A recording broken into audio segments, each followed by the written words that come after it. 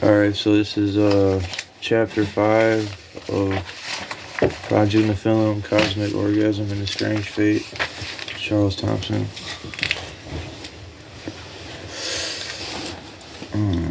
Chapter 6. Upon entering my home, a figure in the shadows attacked me. Unbeknownst to me at the time, this figure was the one responsible for Harold Johnson's murder.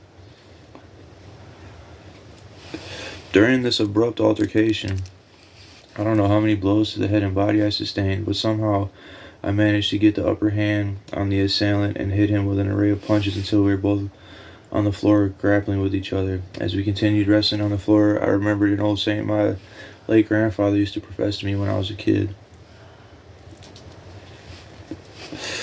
If you end up in a scuffle and fear that you may lose the upper hand, hit your opponent right in his nuts. I mean, really cold cock the son of a bitch's jollies like your life depends on it. If you do this, you'll never lose a fight. That was Grandpa's signature finisher back when he was a boxer in the Golden Gloves. He would hit his opponent with the old 1-2 drop him. The one being a hard left below the belt and the right being an uppercut to the jaw. And in his experience, this was known to knock out any fighter who dared to stand in his path. After remembering Grandpa's wisdom on self-defense, I gained a little leverage and got on top of the assailant, and that's when I, with all of my might, threw a hard left, then a finishing right to the man's genital region.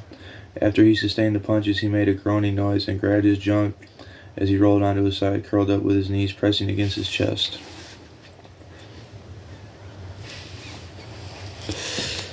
I now stand up and manage to grab my handcuffs off of a shelf and slap them onto his wrist. Then I roll him over so he's facing me, and the interrogation begins with me reminding him if he doesn't comply, I'll be forced to crush his genitals with the stump of my foot, which will make those 2 punches feel like a slap from a pillow. Of course, he cooperates and spills the beans. I end up finding out he's been hired by the very same ones that had Harold Johnson murdered. Next, he relates to me that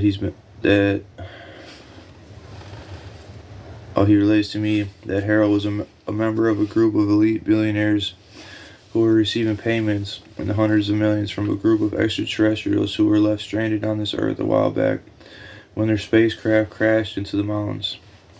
It appears that since their unfortunate accident, they've been hiding in that bunker in northern Oregon, paying an unfathomable amount of money that seemed to be limitless to fornicate with high-class prostitutes and strippers.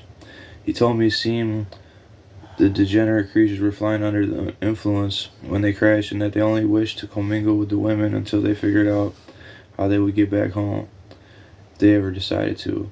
And of course, continuing getting their beaks wet with Long Island iced teas. He tells me this is their favorite drink and that they can't get enough of it.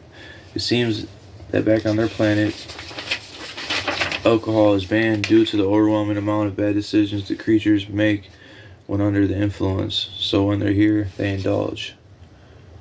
Of course, the billionaires also figured out a way to capitalize on the creatures' misfortune, not just by the funds they received from them for the women in Long Island, but also a plan to breed a race of superior hybrids who would grow to become the future leaders of this world.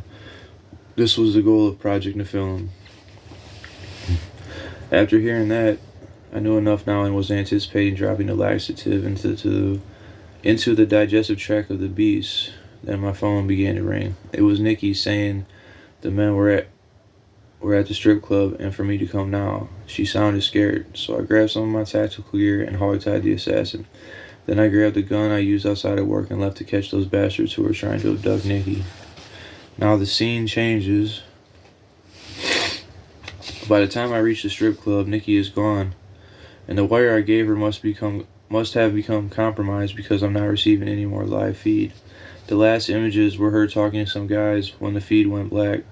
I asked the bartender where did Nikki go, but he regretfully informs me he can't give out that kind of information. The same spirit I felt when I lost that $50,000 at the casino overwhelms me, and once again the world stops around me and the universe reprimands me for not keeping Nikki safe and disobeying the professor's wishes.